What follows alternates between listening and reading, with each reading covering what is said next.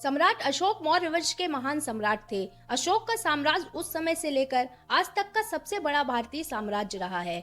अशोक को चक्रवर्ती सम्राट अशोक कहा जाता है और यह स्थान भारत में केवल सम्राट अशोक को ही मिला है।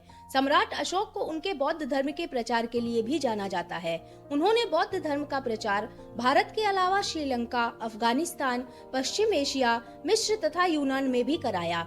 सम्राट अशोक के ही समय में 23 विश्वविद्यालयों की स्थापना की गई, जिसमें तक्षशिला, नालंदा, विक्रमशिला, कांधार विश्वविद्यालय प्रमुख थे। 304 ईसा पूर्व में राजा बिंदुसार और रानी धर्मा के पुत्र अशोक का पाटलिपुत्र में जन्म हुआ। राजा बिंदुसार की 16 पटरानियां थी और उनके 101 पुत्र थे। अशोक का एक बड़ा भाई था जिसका नाम सुशीम था और राज परंपराओं के अनुसार जो पुत्र सबसे बड़ा होता है उसी को युवराज घोषित किया जाता है। इसी कारण तक्षशिला का शासन सुशीम को दे दिया गया, लेकिन सुशीम के अकुशल शासन के कारण उस क्षेत्र में विद्रोह पनप उठा। विद्रोह खत्म करने के लिए अशोक को भेजा गया और अशोक के आने से विद्रोहियों ने बिना किसी युद्ध के ही विद्रोह खत्म कर दिया। अशोक की प्रसिद्धि को देख सुशीम को अशोक के राजा बन जाने का भय सताने लगा। इस कारण उसने अशोक को निर्वास में भेज दिया और अशोक को निर्वास का पालन करते हुए कलिंग जाना पड़ा। वहां वह बौद्ध गुरुओं के साथ रहे और उसी समय उन्हें बौद्ध शिक्षाओं का पता चला।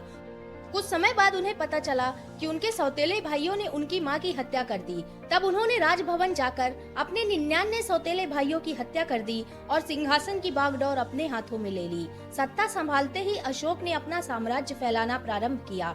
सम्राट अशोक ने 8 वर्षों में ही अपना साम्राज्य उत्तर में हिंदू कुश से लेकर दक्षिण में मैसूर तक तथा पूर्व में बांग्लादेश से पश्चिम में अफगानिस्तान के ईरान तक स्थापित कर लिया और भारत का चक्रवर्ती सम्राट बन गया। वर्तमान समय में देखा जाए तो अशोक का साम्राज्य भारत, अफगानिस्तान, नेपाल, पाकिस्तान, भूटान, म्यांमार, बांग्लादेश के अधिकांश हिस्सों में फैला था। उस समय से लेकर आज तक यह किसी भी भारतीय राजा का सबसे बड़ा साम्राज्य रहा है।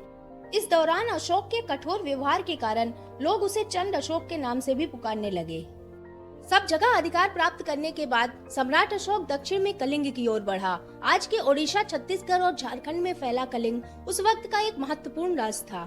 सम्राट अशोक के 13वें अभिलेख से पता चलता है कि 261 ईसा पूर्व में सम्राट अशोक ने कलिंग के शासक को आत्मसमर्पण कर मौर्य साम्राज्य में विलीन होने का आदेश दिया, लेकिन कलिंग राज ने अशोक के आदेश को ठुकरा दिया, जिसके बाद 262 ईसा पूर्व में कलिंग युद्ध आरंभ हुआ। 13वें शिलालेख के अनुसार कलिंग का युद्ध बहुत ही भयावह युद्ध रहा। इस युद्ध में लगभग 1 लाख लोग मारे गए और 1.5 लाख से भी ज्यादा लोग घायल हुए। इस युद्ध के परिणामों को देखकर अशोक को बहुत पछतावा हुआ।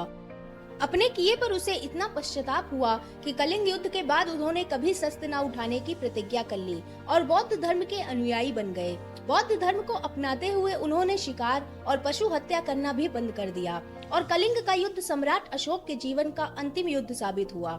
इसके बाद अशोक ने बौद्ध धर्म की दीक्षा ली और जन कल्याण के लिए काम करना शुरू कर दिया।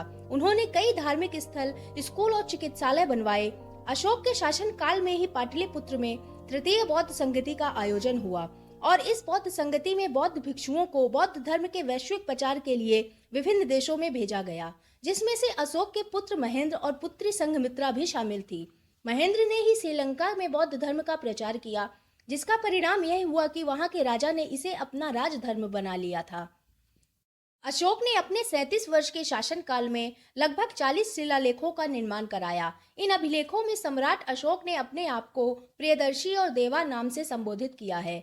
यह शिलालेख आधुनिक बांग्लादेश, भारत, अफगानिस्तान, पाकिस्तान और नेपाल में आज भी मिलते हैं, जो बौद्ध धर्म के सबसे प्राचीन प्रमाणों में से हैं। इन शिलालेखों के अनुसार अशोक ने बौद्ध धर्म का प्रचार भूमध्य सागर के क्षेत्रों तक किया। सम्राट अशोक ने लगभग 37 वर्षों तक शासन किया और 232 ईसा पूर्व में उनकी मृत्यु हो गई। उनकी मृत्यु के पश्चात उनके पुत्र महेंद्र और पुत्री संघमित्रा ने बौद्ध धर्म का प्रचार किया।